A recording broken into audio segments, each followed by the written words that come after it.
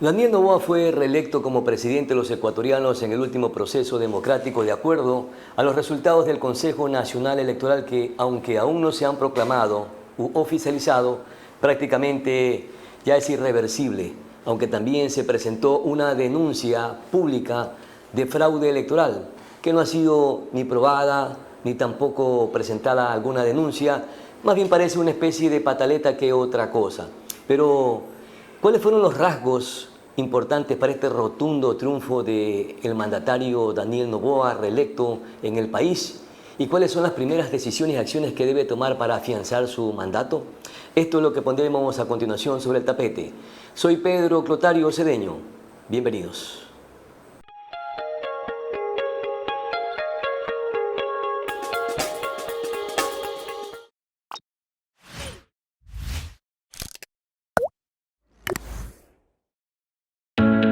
Cada vez tiene mayor demanda la creación de contenido audiovisual por las diferentes plataformas de difusión que existe. Las múltiples herramientas de edición, diseño y la inteligencia artificial hacen cada vez más fácil realizar videos de alta calidad. Pero no olvidemos la dirección, la creatividad, la naturalidad juegan un rol muy importante a la hora de llegar a impactar tu publicación. Una buena asesoría es importante.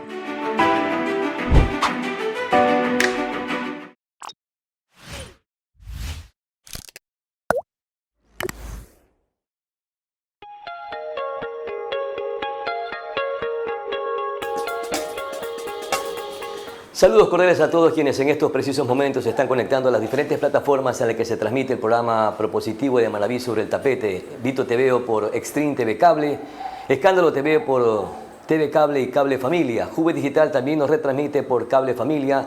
Y acá no ustedes que también en 10 cantones de la provincia de Manaví retransmiten esta señal. Llegamos hasta El Carmen, un poquito más allá, hasta la Manga del Cura. Saludos cordiales a todos ustedes, amigos y amigas que nos acompañan. Queremos también darle la cordial bienvenida a Carlos Ferrín. Carlos Ferrín es experto, asesor, consultor político, experto en marketing político y precisamente vamos a hacer algunos análisis alrededor de los resultados finales de la elección presidencial. Carlos, prácticamente ya está escrutado todo el proceso del domingo 13 de abril y que dan como ganador o como virtual presidente de los ecuatorianos a Daniel Noboa con una ventaja de 1.200.000 votos, a diferencia de la candidata de la Revolución Ciudadana, Luisa González. ¿Sorprende este resultado? Bienvenido.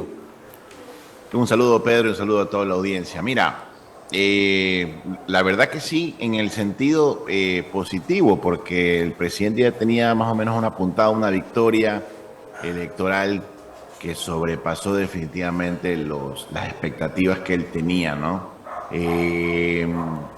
Más bien la candidata perdedora, Luisa, está todavía reacia a aceptar los resultados y cada día se suman más voces en el tema de la construcción de un argumento ante un posible fraude electoral que uno, bueno, si tuviera un medio punto de distancia con las actas en la mano pudiese salir a decirlo, pero no con la cantidad de puntos con la que el presidente ha ganado, ¿no? Carlos, no sé si un poco revisaste el análisis que hace el representante en la encuestadora Telcodata, el señor Topic, en el que se refleja que en efecto los resultados que ellos manejaron y el monitoreo que hicieron durante todo el proceso, antes, durante y después de las elecciones, coinciden o reflejan con los resultados que se pronunció el Consejo Nacional Electoral. Es decir que no hay ningún indicio de fraude, es más bien una especie de pataleta de Rafael Correa y de Luisa González, más allá de los correístas, porque varios militantes, autoridades, asambleístas y funcionarios ya han reconocido el triunfo de Daniel Noboa. Sí, en efecto, Tomislav Topic salió a hablar precisamente para defender sus datos. Hay dos cosas que vale la pena rescatar del testimonio de Topic. Primero, que él no encuentra ningún indicio de fraude, que le cree que las cifras son transparentes. Y algo adicional que por lo general las encuestadoras hacen en segunda vuelta, que es contraponer el recuerdo del voto o ponderar el recuerdo del voto con el resultado que está saliendo, ¿no? O sea, lo ponderas con el recuerdo del voto de la primera vuelta con la segunda vuelta. Pero resulta que ha habido una masiva migración de votos de Luisa al presidente, y entonces en esa ponderación la gente de alguna forma no fue tan sincera con el recuerdo del voto, y por esa razón se dieron márgenes muy estrechos que pensábamos todos que eran básicamente un empate técnico. Pero si tú le quitas ese castigo que le haces a la encuesta, salen muy similares los resultados que están saliendo ahora. Creo que a la empresa Comunicaliza también pasó algo similar, ¿no? Y bueno, ante esa derrota, definitivamente el correísmo, que no le gusta mucho perder, aunque me extraña mucho porque otras veces han conseguido la victoria. En este caso, ellos están sin entender todavía por qué razón la candidata no tiene más votación de la que ellos esperaban tener. Entonces que hubo un voto vergonzoso, es decir, en la primera vuelta voté por Luisa González, pero me da una inmensa vergüenza decir que voy a cambiar mi voto y voy a votar por Daniel Noboa. Eso pasó entonces. El voto vergonzoso estuvo a favor del presidente Noboa de una manera bastante particular. Y definitivamente eso fue lo que algunos no terminan de entender. ¿Cómo se detecta el voto vergonzoso? Te pongo un ejemplo. Había mucho triunfalismo por parte de la campaña de Luisa González. Entonces, si tú salías en las redes sociales y decías, oh, yo creo que voy a votar por Noboa, muchos iban a darte palo por el comentario que estabas diciendo, porque había obviamente una inducción a hacerlo. Entonces la gente prefería mejor quedarse callada. Entonces así se desarrolló el voto vergonzoso del presidente Noboa, y más bien fue un voto oculto que se mantuvo hasta el último día, y cuando fue el día de la votación, incluso los que votaron por Luisa en la primera vuelta, castigando al presidente Noboa, no se sintieron tan confiados en el tema de los gestores de paz, en el tema de los ecuadólares y el tema de Venezuela, y terminaron decantando en votar por el presidente. Por esa razón se sumaron bastantes votos a la elección. ¿Y qué factores incidieron para que los electores que inicialmente votaron por Luisa González migraran hacia la votación de Daniel Noboa? Bueno, hay un factor principal, ¿no? Ella rompe su techo por 10 puntos. Por lo general siempre sacaban 36, 35 puntos, terminaban sacando 44, ¿no? Más o menos esa es la diferencia. Resulta que esos votos no eran votos correístas, son votos que definitivamente optaron darle un voto castigo al presidente, como dicen, no quiero votar por Noboa porque hubo apagones, o no quiero votar por Noboa por tal razón, o por la economía, o porque perdí mi empleo. Por alguna razón había gente votando en contra de Noboa en la primera vuelta, ¿no? Entonces, cuando vinieron los resultados de la segunda vuelta, el correísmo pensó que esos votos eran también correístas. Entonces, ante la figura muy autoritaria y con el brazo levantado de la candidata, terminó básicamente ahuyentando ese voto, y ese voto que al principio estaba enojada con Noboa se reconcilia con Noboa en la segunda vuelta y vota por él. Claro, el apoyo a Maduro, los ecuadólares, los gestores de paz y los chacres ligados fueron una especie de errores crasos que termina pagando el correísmo y pierde prácticamente esta elección presidencial. ¿Se podría decir eso, Carlos? Mira, hay factores que están sobre la mesa y otros que no. Te voy a decir, por ejemplo, qué factores no están sobre la mesa. Los otros ya los hemos debatido. Pero en el debate donde el presidente definitivamente tuvo un dominio escénico e hizo que Luisa admitiera que ella aceptaría la presidencia de Maduro. Pero paso seguido la candidata dijo, pero le voy a decir por qué lo voy a aceptar, para poder deportar a todos esos venezolanos que su decreto ha hecho que entren al Ecuador. Bueno, resulta que el decreto que el presidente Noboa había firmado era un decreto que era como una especie como de ultimátum para que los venezolanos que estaban todavía en situación de regularización legal, ¿no? O sea, estamos hablando de venezolanos que no son ni GDOs, ni son del Tren de Aragua, ni nada, sino migrantes que ya tenían años y que se tenían que terminar migrando, y que ya tenían familia, hijos, relaciones, coexistían con el ecuatoriano, ¿verdad? Ellos tenían que hacer un trámite para terminar de traer sus antecedentes penales y cerrar eso para finalmente hacer la legalización.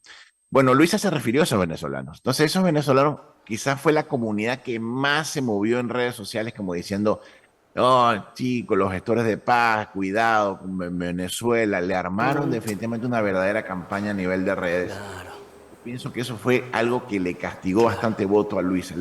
El testimonio de un venezolano puesto en la calle definitivamente fue letal para Luisa González, Eso pero fue más entonces aún lo si que le salían metió cosas así. miedo al ciudadano ecuatoriano, porque imagínate tú que le digan a un ecuatoriano, a un ciudadano que vive en estos momentos difíciles de inseguridad, sabes que tú vas a ser parte de los gestores de paz, prácticamente los estás exponiendo.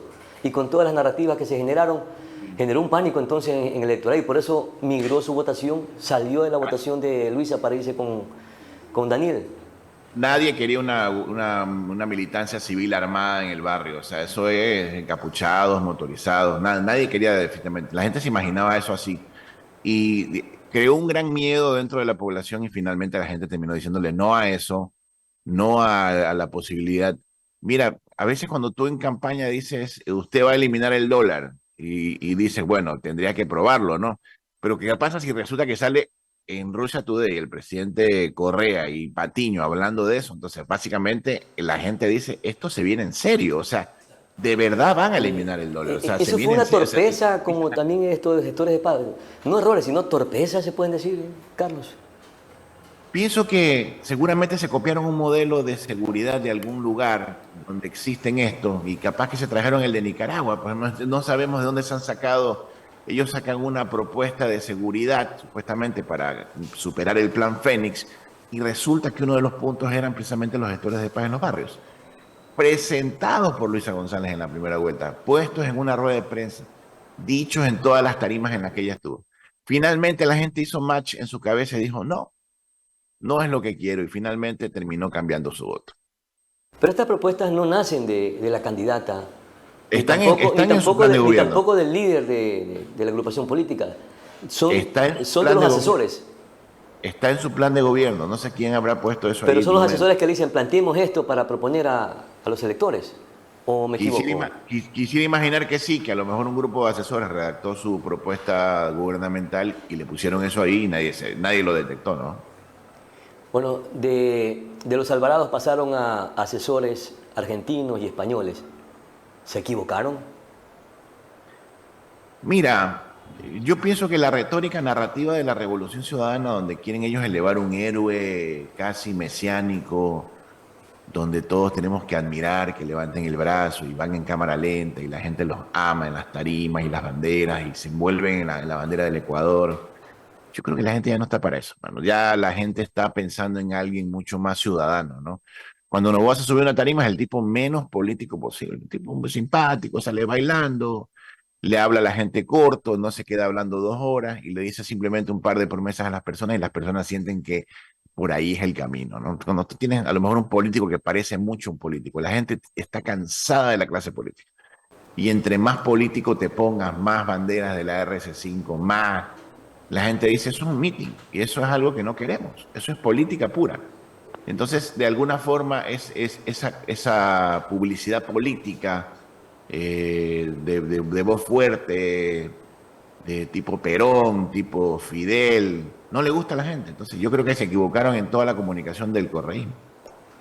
Y entre los errores que se cometieron en este proceso electoral por parte del correísmo y los aciertos o errores que también se cometieron por parte de Daniel Noboa, ¿qué pesa más finalmente para que exista esta brecha bastante grande de 1.200.000 votos a favor de Daniel Noboa?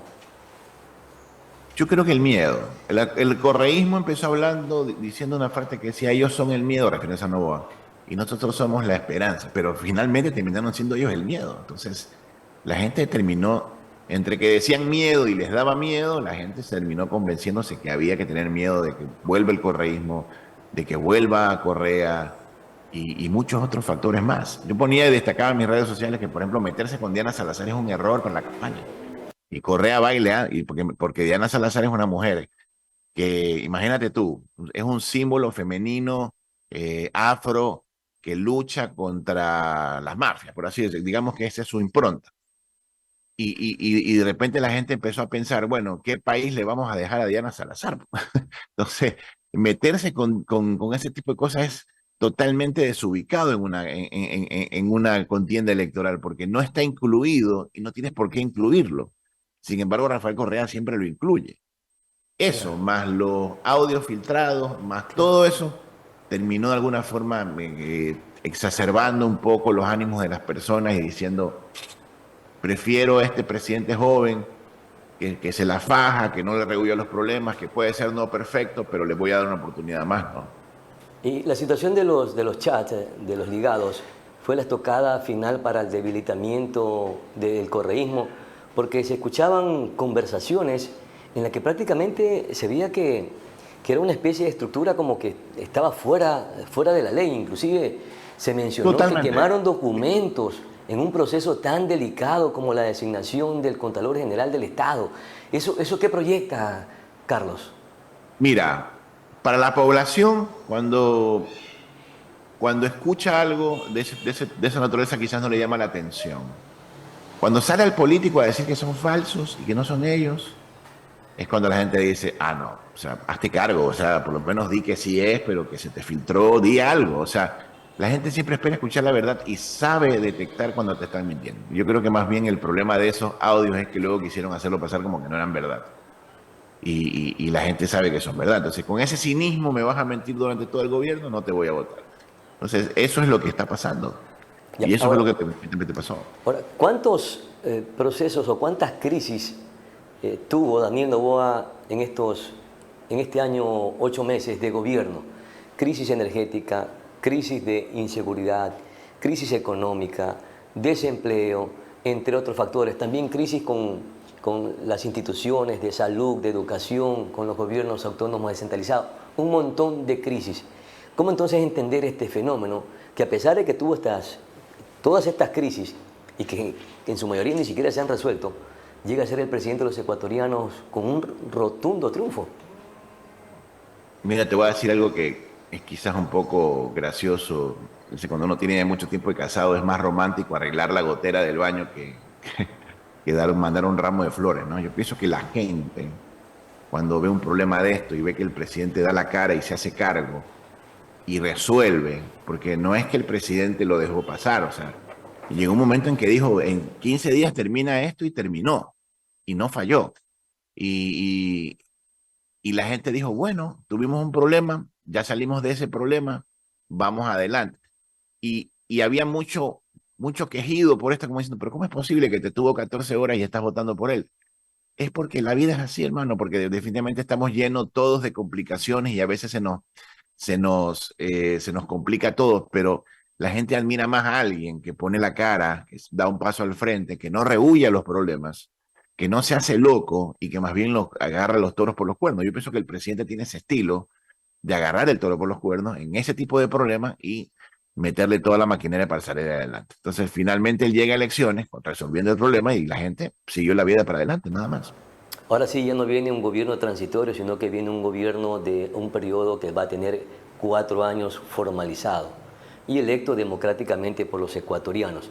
¿Cuáles deberían de ser las primeras acciones que debe tomar el presidente de los ecuatorianos para que empiece a proyectar esa imagen de liderazgo y de confianza en los ecuatorianos?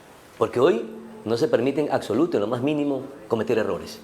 Mira, más allá de los errores, necesita el soporte mismo de la gente. Así como la gente votó por el presidente, tiene que votar en todos los momentos en los cuales él siente que se requiere un voto. Soporte de la gente, ¿cómo y para qué? ¿Cómo? Te voy a decir cómo, hermano. Se ha creado un bipartidismo y este es el resultado de esta elección, que por primera vez hay un 1-1 a nivel de partidos y el resto de los partidos están casi absolutamente muertos, ¿no? Aniquilados. Entonces, un partido, que es el partido de gobierno, va a tratar de resolver el problema. Va a poner una constituyente y va a cambiar la constitución. Y el otro partido va a tratar de evitar que este presidente siga gobernando. Entonces, en ese momento la población tiene que exigirle a todos, a ambas partes del bipartidismo, que vayan hacia adelante entonces, que apoyen la constituyente y que sean bastante participativos en redes sociales, que se den cuenta cuando los otros, por ejemplo, cuando ya el correísmo seguramente va a empezar a hablar al año de sacarlo al presidente del poder o llamar la muerte cruzada, porque en eso es casi como anticipando los tiempos, hay un aceleramiento del desespero de que salga el presidente del poder y va a querer que falle en el proceso. Entonces, por esa razón, el voto de confianza de la gente tiene que ser respaldando definitivamente la intención de este presidente de sacar al país adelante. ¿Por qué va a cambiar la Constitución? porque no sirve, el sistema está podrido en el Ecuador, los jueces sueltan a los delincuentes porque las leyes se lo permiten y la gente está cansada de eso. La gente ha votado por un reinicio del sistema político del país y eso es lo primerito que hay que apoyarlo al presidente, ¿no? ¿Cree entonces que el correísmo va a adoptar una postura de desestabilización o desestabilizadora? Todo el tiempo. El presidente va a adoptar la misma postura que tuvo con Lenín Moreno, la misma postura que tuvo con Guillermo Lasso y la misma postura que ha tenido con el presidente Noboa hasta la fecha. Todo Entonces, está mal. el problema no son los sirve, gobernantes, sino son los desestabilizadores del correísmo. Ese porque es el problema del Ecuador. hay un anhelo del poder de acelerar los tiempos. Entonces, ¿por qué quieren acelerar los tiempos? Para que el gobierno se caiga y ellos ponerse ahí y ser la solución. Entonces, eso es lo que hemos vivido durante los últimos años. Ellos provocaron esta muerte cruzada. Claro, Lo claro. que nunca se imaginaron. Claro, de la que se prestó el Partido Social Cristiano también. Claro, lo que nunca se imaginaron es que les iba a salir un líder como Noboa que en menos de un año y medio les puso un partido 1-1, les ganó las elecciones y hoy, por fin, existe un bipartidismo en este país. Claro, y en menos de 2 años, este joven de 37 años, que ni siquiera tiene experiencia política, Mejor. los ha derrotado por 2 ocasiones y en esta última de manera rotunda, contundente. Mejor que Carlos. Mira, es mejor que sean jóvenes y que no tengan experiencia en ser la vieja política. Porque fíjate que ganan las elecciones siendo innovadores, no siendo los típicos políticos, y a la gente le termina gustando eso. Y el estilo de Noboa es ese, un estilo simple que efectivamente agarra todo lo que está corroído y lo pone a andar. Yo te pongo un ejemplo, mira, Toachi y Pilatón. Ahí hay un problema entre privados que tenían parada esa hidroeléctrica durante años. Durante años parada por un problema interno ahí entre 2 privados. ¿Mm? ¿Qué hizo el gobierno? Puso a hablar a esos privados. Resuelvan ese problema y nosotros entramos después. Hoy Toachi ya está funcionando. Claro. Esa es la forma como el gobierno funciona, ¿no? Agarra una escuelita del milenio que una vez que la dejaron ahí abandonada, luego de que se llevaron a comisión, se llevaron todo, le puso $1 millón, $2 millones y la puso a andar. Y la gente tiene escuelas. Entonces es un presidente que no se está fijando si la obra era de Mengano, de Sutano, sino que efectivamente agarra y pone y echa a andar el Y sistema. potenciarla. Ahora, Carlos, en el periodo transitorio, ADN tuvo una minoría legislativa, un bloque de minoría en la Asamblea Nacional. Hoy el escenario cambia totalmente, tiene un bloque bastante fuerte y de lo que se está escuchando que ya están reclutando algunos asambleístas, inclusive se dice que de Pachacuti o asambleístas independientes. Es decir, que se configuraría un bloque legislativo fuerte de mayoría que tendría ventajas para poder resolver algunas situaciones legislativas en la Asamblea Nacional, sobre todo para impulsar los proyectos de ley. Mira, hay un libro que se llama El arte de la guerra, que es milenario. Sí, Hay cómo no. una parte que dice, no elimines a tu enemigo, conquístalo. Y ADN siempre ha sido así. Ellos empezaron con 16 Y asambleístas. usa los enemigos para combatir al enemigo, dice el libro de Sun Tzu. Ellos arrancaron con 16 asambleístas y terminaron con 40. No me quiero imaginar de aquí, como ya tienen 4 años para adelante en el poder, de aquí al 24 de mayo, ¿con cuántos van a llegar ellos a la transmisión del mando? Bueno, a la autotransmisión del mando, porque básicamente el presidente se va a transmitir el mando a sí mismo. Claro. Pero imagínate, ellos, y lo hacen de la manera política correcta, ¿no? Porque no es que aplican la típica usanza antigua del maletín o la repartidora, sino que lo hacen a nivel político, y a nivel político así conquistaron muchísimas nuevas figuras que les supieron cumplir, y que hoy fueron elegidos incluso con la camiseta morada, ¿no? Entonces, la gente sabe a nivel político que ADN es legal y es absolutamente serio en ese tipo de conquista.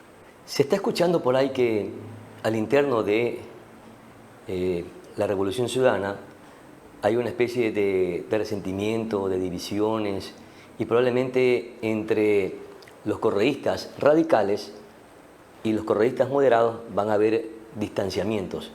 Probablemente inclusive algunos apoyen las iniciativas del gobierno, de Daniel Noboa. ¿Cree que eso pueda suceder desde el inicio de este segundo mandato de Daniel Noboa? Mira, yo no creo. Correa sigue siendo el líder y nadie sin Correa es nadie. O sea, Sí, pero también hubo ese una par- incomodidad entre los militantes y eso se evidenció en los chats de ligados, se- que estaban inconformes con la decisión de Correa, cómo los puteaba, cómo los maltrataba y cómo se pero ahí decidía seguían, desde Bélgica. Entonces ya la gente ya le harta eso, pues. ahí seguían. La gente en el correísmo es lo que es porque está Correa. Y eso hay que tenerlo bastante claro. O sea, en la última campaña quisieron eliminar a Correa de la de dinámica y terminaron perdiendo las elecciones. Y es porque no saben utilizar la figura de alguien como Correa.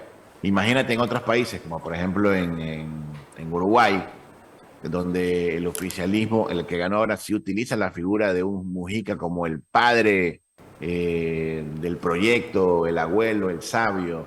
Entonces, hay que saber usar esas cosas políticamente. Entonces, no lo están haciendo bien. Y creería yo que mientras sigan dispersos van a seguir perdiendo las elecciones. Ya, pero hay algunos asambleístas que ya siendo electos o ya estando en funciones tendrían que revisar sus decisiones, porque algunos pudieran pensar en abandonar la militancia o la revolución ciudadana, porque ¿qué es lo que está pasando prácticamente? Que son políticos fusibles. Y mira cómo algunas carreras políticas de figuras importantes que son jóvenes, preparados, con talento, prácticamente quedan consumados por las decisiones de Rafael Correa y mueren políticamente más temprano que tarde. Ahí está el caso de Augusto Verduga, que Mira, hoy tenía sueños, anunciaron ilusiones y hoy anunciaron aniquilado que seis políticamente, asambleístas, Carlos. hoy anunciaron que 6 asambleístas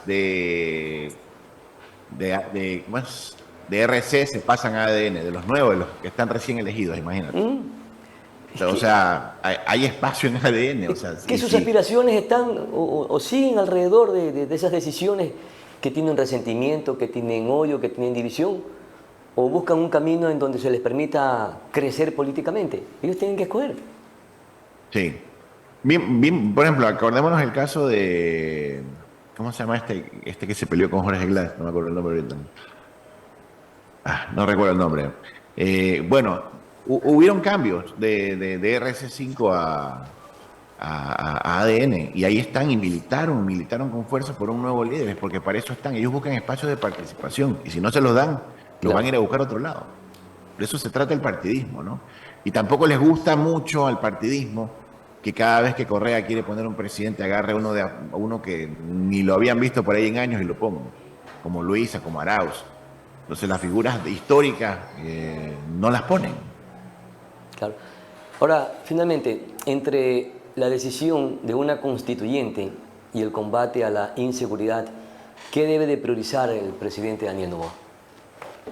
Mira, la constituyente va de la mano con el combate a la seguridad, porque si están atrapando a los delincuentes y los están soltando no una, 20 veces, hermano, porque hay un problema terrible en las leyes, hay que cambiarlo. O sea, significa que hay que mejorarlo, cambiarlo y endurecer las leyes.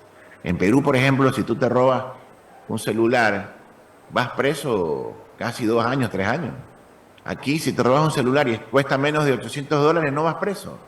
O sea, ese es el problema. El problema está dentro del sistema que hay que cambiarlo, ¿no? Es como tratar de acarrear agua en una cernidera, ¿no? Claro, Se y te va a crear ir toda leyes el que agua. protejan a los jueces y a los fiscales. Totalmente. Yo creo que en eso tenemos que involucrarnos absolutamente todos Claro. y es lo que va a pasar. Hoy todo el mundo está hablando de esa famosa constituyente porque la gente sintió que votó por ese proyecto. Perfecto, vamos entonces a ver qué pasa. Una última cosa, Carlos. ¿Cómo viste la actitud, el comportamiento de las Fuerzas Armadas en el control en este proceso electoral? Inclusive también tuvieron algunos movimientos de inteligencia que no permitieron el ingreso de ciudadanos venezolanos, colombianos, y se generaron algunas alertas. Quiere decir que por ahí también pudo evidenciarse o existen algunas especies de rasgos que habían grupos que querían penetrar el país para desestabilizar el proceso democrático.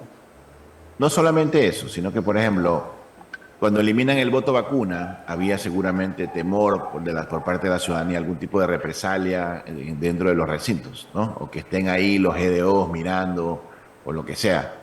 Yo creo que la presencia de las Fuerzas Armadas fue vital en este proceso democrático. Yo, al menos en lo que pude observar, hicieron bien su trabajo. Pero Muy se redobló el pocos control casos. en este proceso democrático a diferencia de los anteriores. Mira, muy pocos casos de rebeldía de ir a tomar la foto a la papeleta, por ejemplo. Creo que fueron 200 casos a nivel país, no es nada.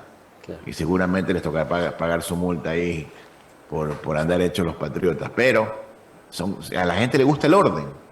¿Qué digo yo a la gente le gusta el orden? Mira, hasta el más recalcitrante enojado cuando entra al banco le hacen sacar las gafas y la gorra y se la saca, ¿no? Entonces, Claro, claro, ese correcto. orden hay que seguirlo. Entonces, ese orden fue establecido un mes antes de las elecciones y terminaron posicionándolo bien. Yo creo que lo lograron.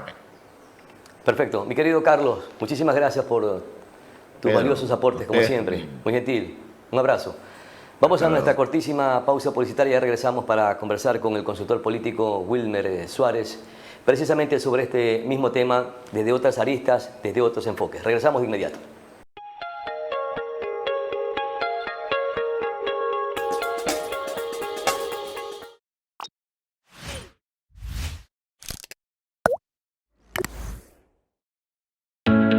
Cada vez tiene mayor demanda la creación de contenido audiovisual por las diferentes plataformas de difusión que existe. Las múltiples herramientas de edición, diseño y la inteligencia artificial hacen cada vez más fácil realizar videos de alta calidad. Pero no olvidemos la dirección, la creatividad, la naturalidad juegan un rol muy importante a la hora de llegar a impactar tu publicación. Una buena asesoría es importante.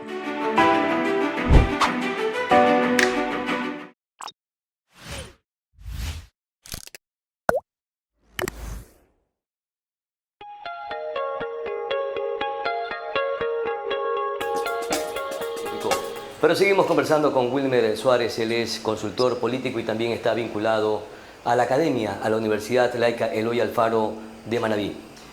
Wilmer, en algunas regiones del país, el candidato presidente Daniel Noboa revirtió los resultados en comparación a la primera vuelta. ¿A qué se debió?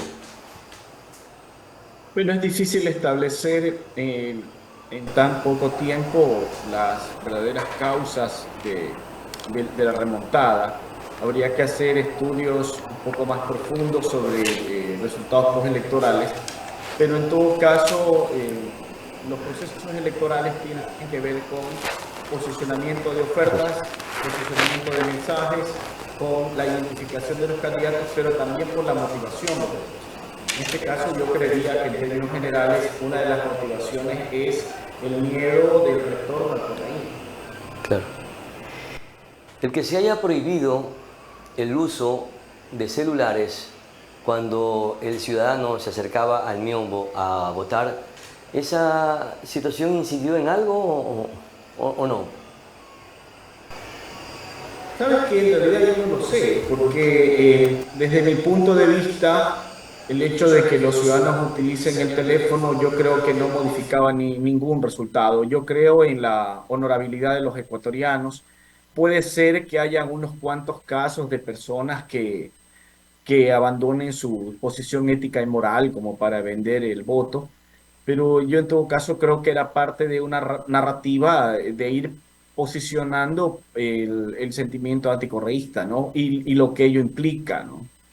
Pero incluso la Corte Constitucional debilitó esa posición. Entonces lo que vimos fue que incluso los candidatos de ADN o los candidatos anteriores se tomaban fotos con la papeleta. Entonces, más yo considero que respondía a esa narrativa, ¿no? Claro. Y para seguir con el mismo tema de que en algunas regiones Daniel Noboa recuperó algunos espacios importantes electoralmente. En Guayas, por ejemplo, recuperó esta región. En Santo Domingo de los Áchilas de la misma manera. En Tungurahua posicionó contundente, de manera rotunda la elección, entre otras provincias. ¿Es parte del miedo que usted menciona o el mensaje de que se quiere recuperar a la patria, que estábamos del lado de recuperar precisamente la tranquilidad, la seguridad de los ecuatorianos? ¿Eso caló bastante en estos sectores, en estas regiones? Mire, Pedro, hace bastantes años los ecuatorianos en los distintos niveles de gobierno y a nivel nacional, primero hay cambios generacionales por parte de los electores. El grueso de los electores están entre los 16 a los 34 años de edad. Eso requiere también nuevas formas de relacionarse entre actores políticos y los votantes. Y muchos partidos no entienden esa realidad. Daniel Noboa de alguna manera representa ese cambio generacional de la política, y es hacia allá donde los jóvenes electores también apuntan. Los jóvenes electores hoy en día no quieren grandes relatos, discursos de 15, 20, 30 minutos. Quieren alguien que tenga ideas precisas y que ellos las comparten. Entonces lo que escuchamos fue un eslogan que se lo ha dicho de distinta manera por parte de los outsiders en el Ecuador durante décadas. En su momento fue pueblo versus oligarquía, pueblo versus pelucones, ellos, nosotros versus ellos. Es decir, hay muchas formas de crear un discurso distintivo y polarizador. Y lo que hemos visto también es un aprovechamiento desde una perspectiva pragmática, que cualquier asesor hubiera podido llegar a esa conclusión. Y con esto no estoy minimizando la capacidad de los asesores, no, sino que es parte de cómo al menos en Latinoamérica se ha ido configurando el escenario político. Pero no solo en Latinoamérica, ustedes lo ven en Europa hoy en día. El mundo está polarizado. Pasa en Alemania, pasa en Francia, pasa en Italia, lo vemos en Brasil, lo vemos en Argentina, en Estados Unidos. Entonces, el problema no es el conflicto o la polarización, sino no contar con mecanismos institucionales para superarlo. ¿Qué es lo que a mí me preocupa? Que el Ecuador ya lleva más de una década polarizada y hoy nos encontramos en lo que yo he venido sosteniendo hace varios años, en una hiperpolarización política. Entonces, ¿hasta qué momento el Ecuador va a descansar? Porque otro de los temas que hemos visto en más de 10 años atrás es el hecho de estar en una condición de campaña permanente. El Ecuador no descansa en campañas. Entonces hemos tenido 5 años consecutivos de campañas sin descanso. Y yo creo que eso también agudiza la polarización y nos está llevando a una discusión de otra naturaleza, como por ejemplo la educación virtual. Porque usted ve que las campañas también le dan un peso importante a los ataques. Y hasta qué punto existe el fact-checking, es decir, hasta qué punto hay una contrastación de las noticias que no tienen forma de ser comprobados sus contenidos versus las que sí. Y hasta qué punto también los distintos niveles de la educación deben de impulsar educación digital, o a su vez la Asamblea Nacional en algún momento dado va a tener que solicitar a las plataformas que ciertos niveles de cortapisas, porque hay ganadores también, como la polarización es un negocio, ¿no?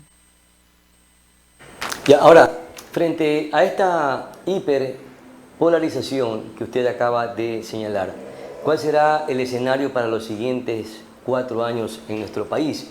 Porque la Asamblea Nacional está sumamente dividida, con estas dos mismas tendencias que hoy estuvieron disputando la presidencia en nuestro país. ¿Cuál será ese escenario? ¿Será que la Revolución Ciudadana generará esos espacios para que exista la gobernanza o la gobernabilidad, o será la piedra en el zapato del gobierno de Daniel Noboa? Yo considero que el presidente más o menos ha dejado clara su hoja de ruta de accionar político. Después de las elecciones, el llamado a una constituyente, él ofreció una constituyente, pero conformada por notables, tal como se hizo en el 78.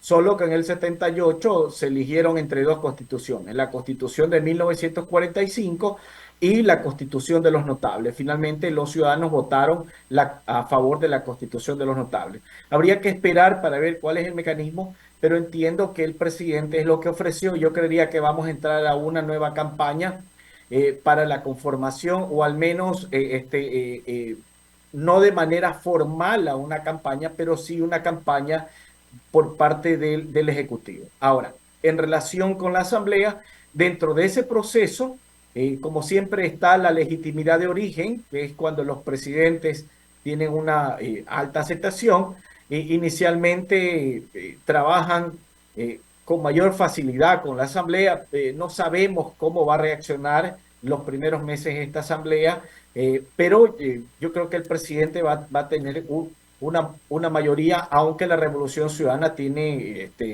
un bloque importante, pero al final las fuerzas creo que le van a dar una mayoría para la estabilidad, ¿no? Claro. Mire usted que antes de que se desarrolle la segunda vuelta presidencial, ADN ya estaba logrando estos diálogos, estos acuerdos con asambleístas electos de minoría y probablemente ha logrado reclutar a varios de ellos. Ahora que ha logrado la presidencia del país, ¿cree que logre en efecto esa mayoría para consolidar o para tener una hegemonía legislativa en la Asamblea Nacional? Sí, lo importante es que los acuerdos sean aterrizados en una agenda legislativa y que esta agenda legislativa sea transparentada. Eso yo creo que es importante para nosotros los ecuatorianos, porque se necesita trabajar en equipo para darle viabilidad al país, viabilidad en una serie de problemas complejos y crisis que tiene el Ecuador, porque lamentablemente el Ecuador se pasa de crisis en crisis. Y en ese sentido tenemos que ir aprendiendo a trabajar en equipo, incluso con los antagonistas, ¿no? Yo considero que el problema en las democracias no es el conflicto. La patología es pensar que no existe el conflicto o negarlo. Eso es lo patológico. Entonces los acuerdos tienen que construirse. Pero lo que queremos es que esos acuerdos estén aterrizados en una hoja de ruta, en una agenda y que sean transparentados por los ecuatorianos, ¿no? Claro, pero hay dos bloques legislativos bien marcados. ¿Qué va a priorizar más, los acuerdos o esta oposición que se pudiera generar? Mire usted en los últimos años cómo se ha desarrollado, cómo se ha desenvuelto la Asamblea Nacional, que terminaron con una muerte cruzada con el presidente Guillermo Lasso. En estos últimos meses de este periodo legislativo, que también ya está por fenecer, de la misma manera ha sucedido este enfrentamiento en el que se nota que priorizan los temas partidistas de grupos y dejan de lado los temas de interés del país. Claro, pero hay una distinción importante. En la época del señor Lasso, el señor Lasso inició traicionando a los partidos políticos con los que había construido alianza y que le permitían una mayoría. Tenías una asamblea mucho más fragmentada. Hoy la asamblea reflejó una correlación entre el ciudadano que vota por el presidente y por la asamblea. Entonces tienes dos bloques mayoritarios que sumando unos cuantos votos puedes consolidar una mayoría que le va a dar viabilidad a las leyes. Entonces, si hay alguna distinción ahí frente a lo que le sucedió al señor Lasso. Ahora, habría que esperar, por eso indico, cuál es la hoja de ruta finalmente del Ejecutivo en términos políticos, si va a llamar a una constituyente, si se va a conformar, de qué manera, si a través notables o se va a llamar a una conformación a través de un proceso de elecciones abiertas. Yo creo que eso no le conviene al presidente en términos políticos. Lo más seguro es que sea esta apuesta por una constituyente a partir de un equipo de notables. Pero también va a depender de una agenda de país que yo considero que el gobierno tiene que ir construyendo y que dé respuesta a los graves problemas que enfrenta el Ecuador desde una perspectiva ya no de un gobierno de transición, sino que un gobierno que tiene que gobernar durante 4 años al menos, ¿no? Ya, para la configuración de la nueva Asamblea Nacional, para la designación de las próximas autoridades, debe de cambiar de estrategia el gobierno, a diferencia de este periodo transitorio en el que le cedió espacios de poder a tiendas o bloques políticos, en el que le facilitó presidencia de la Asamblea Nacional y presidencia de varias comisiones que eran sumamente cruciales. ¿Debe darle un giro a esa estrategia en este siguiente periodo legislativo?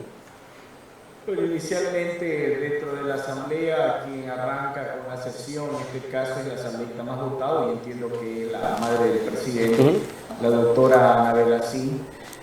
Habría que esperar realmente si ya en esta lógica y dinámica parlamentaria, finalmente una vez que ganó el presidente, cómo se van a alinear los movimientos pequeños o los bloques legislativos pequeños. Hay algunos que ni siquiera alcanzan a ser bloques.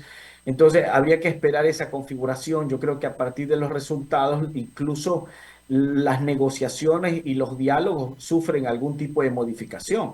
Algunos bloques estaban en conversación con la Revolución Ciudadana también, pero esos bloques hoy podrían estar ya cambiando de posición.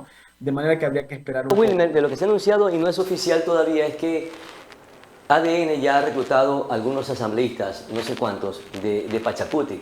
¿Tendrá o no tendrá también acuerdos con el Partido Social Cristiano? ¿Con qué otras tiendas políticas o bloques legislativos provocará estos acercamientos, estos diálogos, estos acuerdos? ¿O serán sus mejores aliados los asambleístas independientes? A ver, inicialmente usted tiene a los independientes, pero usted también tiene una cercanía y una identificación ideológica con el socialcristianismo. Se esperaría que con ellos se vaya consolidando. Pero que estuvieron distantes en este periodo transitorio. Sí, pero la segunda vuelta es otro cantar, ¿no? Yo considero que debe haber habido algún acercamiento ahí en la segunda vuelta. Y en el caso de Pachacuti hay que esperar porque Pachacuti nos ha demostrado fragmentación interna, pero también nos ha demostrado que pueden alinearse con los gobiernos de turno, ¿no? Entonces yo creería que podría ser por ahí. Ya. Finalmente, entre estos últimos temas que vamos a abordar, Wilmer, ¿cuáles deberían de ser las prioridades del gobierno de Daniel Noboa para los siguientes 4 años? Porque existe una multicrisis y cada una es más importante que la otra, o cada una de ellas es más urgente que la importante o más importante que la urgente, viceversa. ¿Qué es lo que debe atender de manera inmediata? Lo que piden a gritos los ecuatorianos es seguridad. Efectivamente, el fenómeno de la seguridad debe ser abordado de una manera que sume aliados internos, que sume aliados externos, pero también que responda a ciertos factores que profundizan probablemente la violencia y la inseguridad, como el desempleo, por ejemplo, es un factor potenciador, como el hecho de crear ciertas condiciones para que los adolescentes y jóvenes tengan un proyecto de vida. Hoy en día se los conoce como ninis, que no tienen acceso ni a educación ni a trabajo. Reducir ciertas brechas de desigualdad, ciertos temas que el Estado sí debe estar presente y otros hay que revisarlos. Por ejemplo, el tema educación, el tema salud, el tema seguridad son temas donde hay que tener un Estado presente. Hay temas que tienen que ser discutidos, que tienen que ser abordados de otra forma. Hay que revisar la política de relaciones internacionales en el caso ecuatoriano. El Ecuador ha reducido mucho su dependencia comercial y exportable con Estados Unidos. Hay que ampliar la base exportable y mejorar las relaciones a manera multilateral. Y eso implica una respuesta frente a la guerra comercial mundial y a la guerra económica, ¿no? Entonces, son bastantes temas. Esperemos que el Ejecutivo, el presidente elija bien a sus ministros. Si tiene que evaluarlos, que los evalúen. Si tiene que mantener a los que él considere que los mantenga. Pero en todo caso, lo que sí yo insisto es que el Ecuador necesita una agenda clara de 4 años. En materia económica, en materia de energía, en materia de inclusión, en materia de generación de empleo y de seguridad y de ¿Debe necesariamente hacer una reestructuración en su equipo, en su gabinete ministerial del presidente de la República? Eso el presidente tiene que evaluarlo, pero sí, evidentemente, yo supongo que él va a evaluar su equipo, cada una de las carteras, y esperamos que coloque ahí a los mejores perfiles. Porque uno de los problemas que tuvo, por ejemplo, el gobierno de Lazo, fue que gobernó con neófitos y con amigos. Entonces es momento de ir revisando perfiles que realmente le aporten al Ejecutivo a poner en movimiento el engranaje del Estado, ¿no? Se debe mantener el Ministerio del Interior, el Ministerio de Defensa, que son los 2 ejes importantes para el combate a la narcodelincuencia en el país, ¿o debe haber por ahí alguna especie de cambio? Probablemente tendrían que cambiar el plan. Yo creo que el presidente tiene que evaluar la eficiencia del plan Fénix, ver qué componentes tiene que incorporar. Hay que tener un pensamiento crítico al interior del Ejecutivo como para tomar las mejores decisiones de cara a lo que se viene, ¿no? 4 años de gobernabilidad política donde los ecuatorianos le apostaron a este proyecto y quieren respuesta, ¿no? Hay instituciones que son sumamente claves en el que por varias ocasiones se denunció sabotaje. Necesita, requiere o debe de realizar una depuración en instituciones claves y cruciales del aparataje estatal. Totalmente. Él viene del sector empresarial.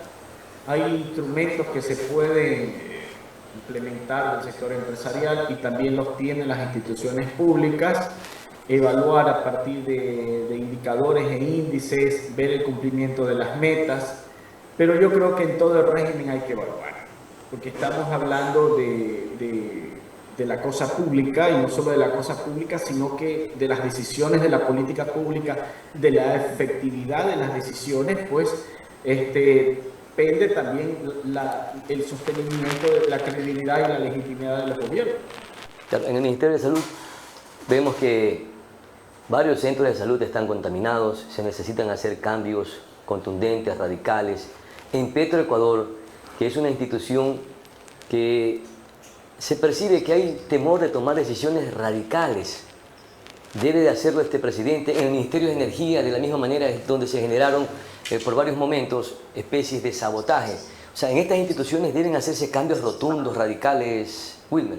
O sea, una depuración profunda. Yo considero que tienen que revisarse ya los planes.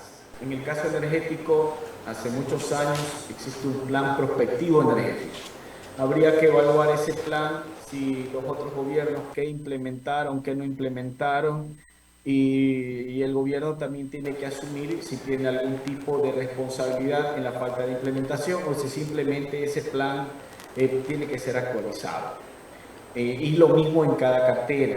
Es importante que los gobernantes tengan en cuenta que no todo lo que hacen los anteriores gobiernos es 100% malo, de manera que se ahorre el tiempo, porque en el caso ecuatoriano hay un grave problema de calidad del gasto de la inversión pública. Calidad del gasto que tiene que ver con una serie de cosas que se han financiado o que se pagan, incluso revisar algo en la materia de subsidios, ¿no? Porque el Ecuador tiene déficit fiscal desde hace muchos años y es un déficit fiscal sostenido. Wilmer, la Revolución Ciudadana ha tenido 3 últimas derrotas en los 3 últimos procesos democráticos presidenciales, y esta última con un porcentaje bastante importante o abultado. ¿Cuál será el destino del correísmo y de Rafael Correa? Es difícil determinar, puede ser que le pase lo de Velasco Ibarra o Bucaram, el eterno ausente, o puede ser que haya un giro en la política ecuatoriana en los próximos 4 o 5 años. El Ecuador es muy volátil, es muy dinámico, y yo hasta el momento he visto casos de organizaciones o líderes que parecieran que van a desaparecer de la escena, pero están cogobernando, ¿no? El mismo caso del señor Nebot. Muchas veces se ha dicho que el social cristiano va a desaparecer. Pero ya no tiene la misma injerencia que en otros tiempos, ya no tiene el mismo poder o los mismos espacios de influencia.